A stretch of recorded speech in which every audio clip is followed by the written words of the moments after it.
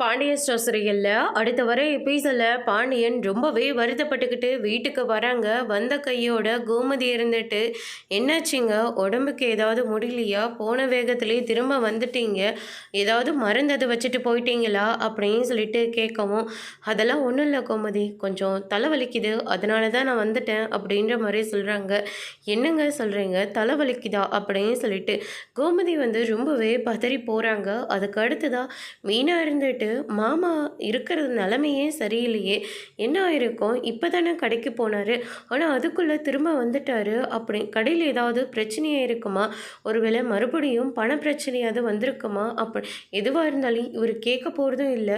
சரி, இப்படியும் அத்தைக்கிட்ட காரணத்தை சொல்லுவார், அதை நம்ம கேட்கலாம் அப்படின்னு சொல்லிட்டு மறைஞ்சு நின்றுட்டுருக்காங்க.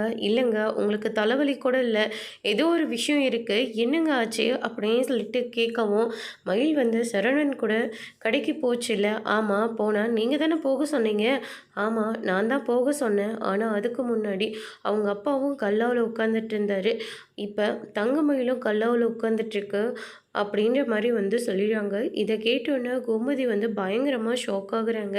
என்னங்க சொல்கிற, பழனி கூட அந்த இடத்துல உட்காரத்துக்கு யோசிப்பான், ஏன் நம்ம பிள்ளைங்க கூட உட்காரத்துக்கு யோசிப்பாங்க, ஆனால் சம்மந்தி எப்படி அந்த இடத்துல வந்து உட்காந்தாரு, அதுவும் மயிலுக்கு தெரியாதா அப்படின்ற மாதிரிலாம் வந்து கேட்கவும், மயிலும் கொஞ்சம் கூட மரியாதை இல்லாமல் அந்த ஷீட்டில் போய் உட்காந்துருக்கா அப்படின்ற மாதிரி வந்து சொல்லிடுறாங்க.